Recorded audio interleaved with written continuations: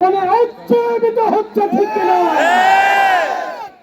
আজকের পাবনা শুধু পাবনার জনগণ নয়, শুধু সারা বাংলাদেশের জনগণ নয়, গোটা পৃথিবী পাবনার দিকে তাকিয়ে আছে।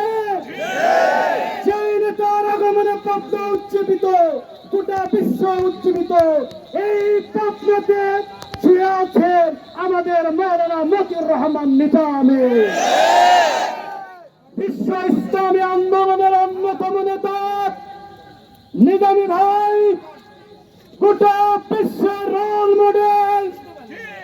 তার এই শুয়ে থাকা, তার এই আত্মত্যাগ আজকে একজনে বিস্ফোরণে পরিণত হয়েছে ঠিক কিনা?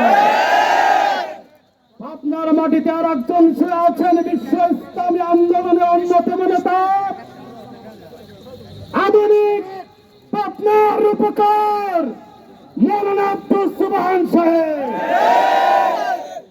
আমরা আরো খুশি হতে পারতাম যদি আমাদের এই নেতৃবৃন্দ জীবিত থাকতো ঠিক কিনা?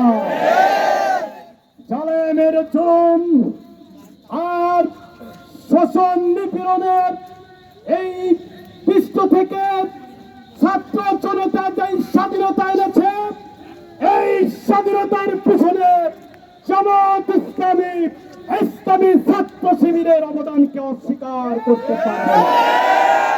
সুতরাং আমি আহ্বান করব, আগামীকালকের জনসভায় দলে দলে মিছিল নিয়ে এডওয়ার্ড প্রয়োজনের এই কলেজকে জনসমুদ্রে পরিণত করার দায়িত্ব আপনাদেরকে পালন করতে হবে। আজকের এই প্রত্যয় নিয়ে আমরা শেষ করতে চাই। আল্লাহ তাআলা যেন আগামীকালকে আমাদের এই প্রোগ্রামটাকে সুন্দর, সাবলীল এবং পরিষ্কার আকাশ নিয়ে যেন আমরা করতে পারি। আজকে রাত্রে আমাদেরকে আল্লাহর কাছে ধন্য ধরা লাগবে। সংগ্রামী ভাইরা আমার, একথা বলে আমি আমার কথা শেষ করছি। এই পর্যায়ে বক্তব্য রাখছেন দক্ষিণ পূর্ব এশিয়ার বৃহৎ ইসলাম